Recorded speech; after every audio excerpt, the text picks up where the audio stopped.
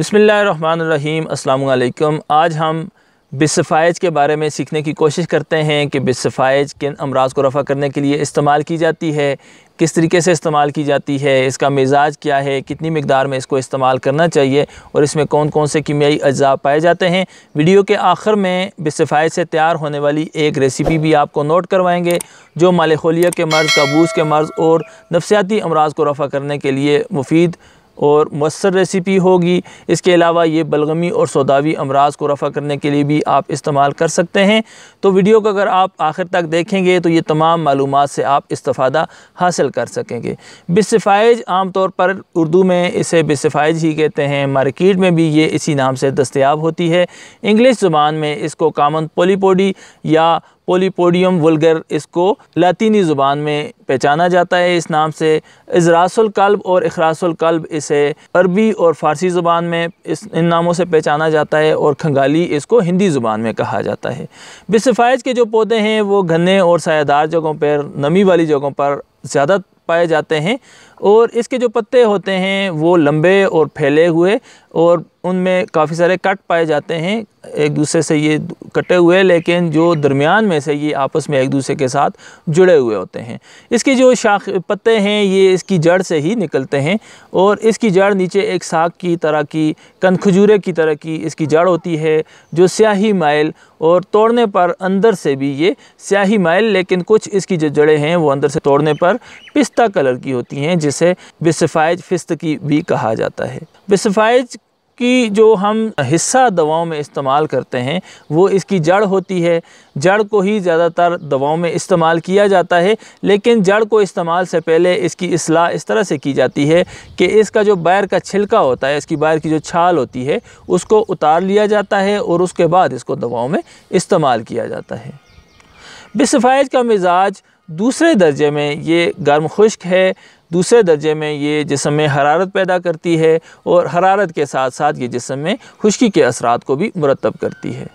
यानी ये जिस्म में से सौदावी और बलगमी अमराज को रफ़ा करने के लिए एक बेहतरीन कुदरती दवा है। बिस्फाइज के अद्वियाती फ़ालो ख़वास और मुख्तलिफ़ अमराज में इसके इस्तेमाल की बात करें तो जैसा कि मैंने आपको बताया कि इसका मिजाज गर्म खुश्क है और इसके इस्तेमाल से जिस्म में हरारत की पैदाइश बढ़ जाती है। ये जिस्म की तबी हरारत को बहाल करती है और जिस्म में ऐसे तमाम अमराज जो सर्दी खुश्की के बायस बनते हों, सर्दी के गलबा के बायस बनते हों, सर्दियों में जो अमराज बढ़ जाते हों, तो ये उन तमाम अमराज को रफ़ा करने के लिए एक बेहतरीन कुदरती दवा है। इसी वजह से बिस्फाइज के अद्वियाती फ़ालो ख़वास में हम ख़ास तौर पर देखते हैं कि ये सौदा की ज़्यादती से बढ़ जाने वाले अमराज जिनमें कब्ज़ का मर्ज़ नुमायाँ है तो ये कब्ज़ को रफ़ा करने के लिए इस्तेमाल की जाती है। ये कब्ज़ कुशा दवा है। इसके अलावा ये जिस्म में से सर्दी खुश्की के बायस पैदा होने वाले जो दीगर अमराज हैं जिनमें जिस्म का सुकड़ जाना है, जिस्म में मुख्तलिफ़ गिल्टियों का बन जाना है, जिस्म में मुख्तलिफ़ सुदों का बन जाना है, तो ये उन तमाम सुदों को तहलील करके जिस्म से ख़ारिज करती है, सौदा को ख़ारिज करती है, सौदा को जिस्म की जो सौदा में गैर तबी कैफ़ियत पैदा हो जाती हैं उनको रफ़ा करती है। तो ये उन तमाम अमराज को रफ़ा करती है जिसके बायस ये गंठिया, मिर्गी, मालेखोलिया इस और जोड़ों के दर्द जो सर्दी खुश्की के बायस बढ़ जाते हैं, सर्दियों में अमूमन बढ़ जाते हैं, गैर तबी सौदा के इज्तिमा के बायस बढ़ जाते हैं, तो ये उन तमाम अमराज को रफ़ा करने के लिए इस्तेमाल की जाती है। इसके अलावा अगर फेफड़ों की नालियाँ सुकड़ जाएँ, जिसमें सर्दी खुश्की के बायस उनमें तंगी पैदा हो जाए या उनमें किसी किस्म की बलगम का इज्तिमा हो जाए और वो रुक जाए और जिसमें आपको दमा की कैफियत महसूस होती हो, सांस उकड़ता हो, तो इस मर्ज़ को रफ़ा करने के लिए भी बिस्फाइज को इस्तेमाल किया जाता है। इसके अलावा जज़ाम के मर्ज़ में बिस्फाइज को मुफीद पाया गया है और जैसा कि पहले भी मैंने आपको बताया, मिर्गी और मालेखोलिया जैसे अमराज हों, गंठिया हो, आपको जोड़ों के दर्द हों, तो ये इन तमाम अमराज को रफ़ा करने के लिए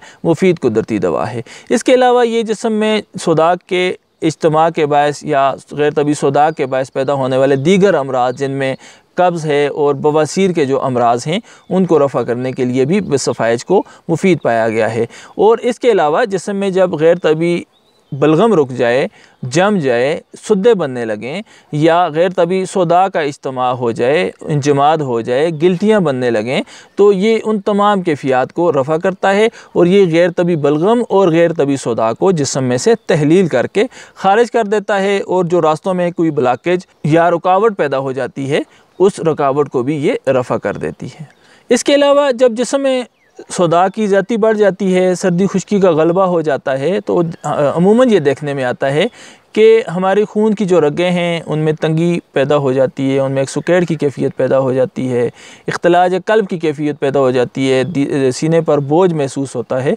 तो ये ऐसी कैफियत में भी जिसमें तफरीह पैदा करती है, फ़रद पैदा करती है और ख़ून की नालियों में जो सुकैड़ की कैफियत है उसको भी अपनी हरारत की पैदाइश को बढ़ाने की सिफ़त की वजह से कम करती है। बिसफ़ाइज का शुमार उन कुदरती दवाओं में होता है जो जिस्म में से सोदा को दस्त के ज़रिए ख़ारिज करती हैं, और ये जो दस्त के ज़रिए अखराज सोदा का होता है इसमें ये बग़ैर पेट में मरोड़ पैदा किए सोदा को, गैर तबी सोदा को जिस्म से दस्तों के ज़रिए ख़ारिज कर देती है। और जब कभी हमारी आंतों में कोलंज की कैफियत पैदा हो जाए, रिही अमराज बढ़ जाएँ, जिस्म में कोलिक पेन शुरू हो जाए या बवासीर का मर्ज़ पैदा हो जाए, गंठिया मालेखोलिया का मर्ज़ पैदा हो जाए, तो इन तमाम अमराज को रफ़ा करने के लिए बिसफ़ाइज को मुफीद पाया गया है।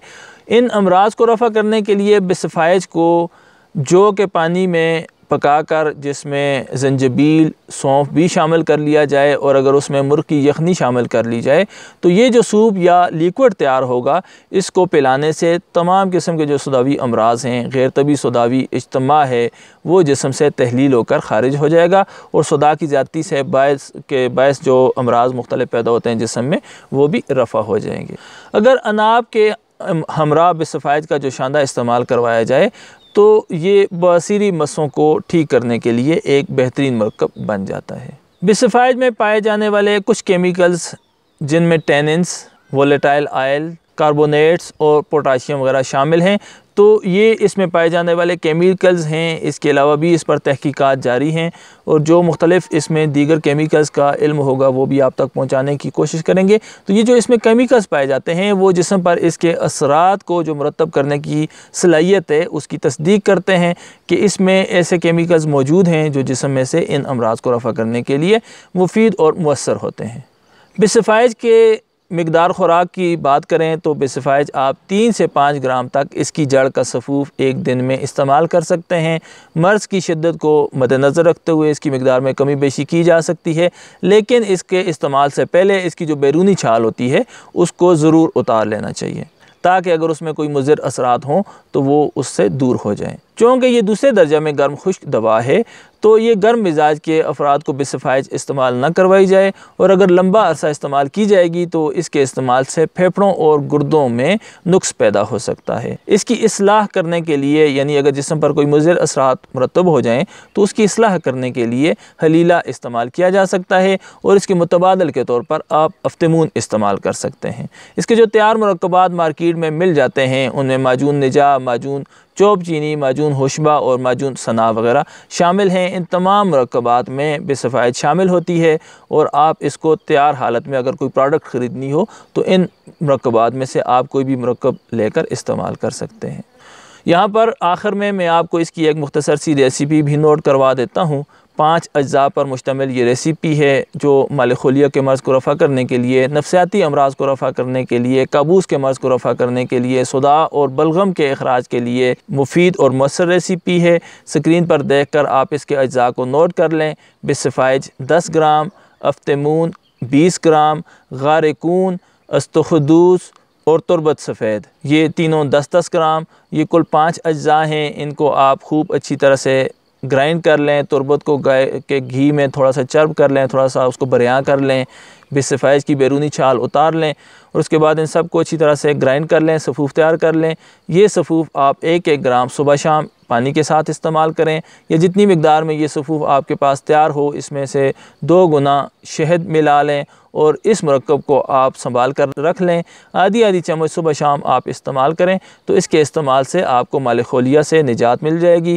काबूस के मर्ज़ से आपको निजात मिल जाएगी। आप अगर नफ्सियाती अमराज का शिकार हो रहे हैं, सोदा की ज़्यादती के बायस आपके जिस्म में अमराज पैदा हो रहे हैं या गैर तबी बलगम के इज्तिमा के बायस आपके जिस्म में अमराज पैदा हो रहे हैं तो आपको इन तमाम अमराज से निजात मिल जाएगी। जी तो दोस्तों, मुझे उम्मीद है आपको आज की ये वीडियो अच्छी लगी होगी। अगर आपको ये वीडियो अच्छी लगी हो तो अपने दोस्तों के साथ ज़रूर शेयर करें। हमारे चैनल को सब्सक्राइब करना ना भूलिए और बेल आइकन को भी क्लिक कर लें ताकि हमारे आइंदा आने वाले तमाम वीडियोज़ के नोटिफिकेशंस बर वक्त आप तक पहुँचते रहें। अस्सलामु अलैकुम।